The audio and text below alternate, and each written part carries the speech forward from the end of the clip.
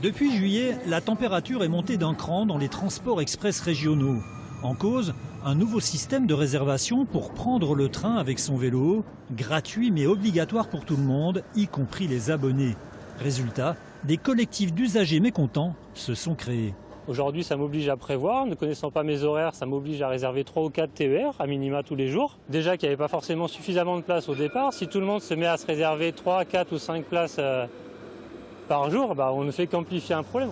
Des usagers stressés de ne pas être sûrs de pouvoir rentrer chez eux. Du coup, certains ont laissé tomber le vélo. L'abonnement de travail est un abonnement assez souple. Moi, je paye à l'année, au mois, et je peux prendre tous les TER que je souhaite. Et là, ça enlève complètement cette souplesse et ça ne marche pas du tout pour des trajets professionnels, en fait. Responsable du TER, la région Occitanie a imposé ce système de début juillet à fin août sur les 2 lignes les plus empruntées de la région, Toulouse-Narbonne et Avignon-Portbou. Une expérimentation pour faire face à l'afflux de touristes. L'année dernière, il y a eu ce problème où les touristes n'avaient pas la place parce qu'il y avait les abonnés qui montaient. Donc ils se sont dit, si on met aussi en place la réservation pour les abonnés, on va avoir moins de problèmes de conflit d'usage. Sauf que là, c'est les abonnés qui commencent à avoir énormément de problèmes.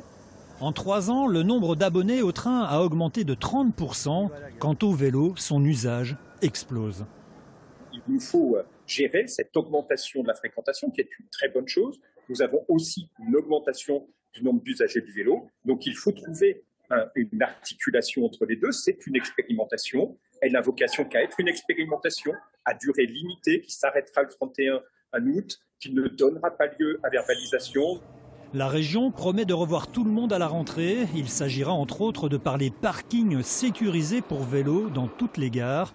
Des adaptations indispensables à la lutte contre le réchauffement climatique.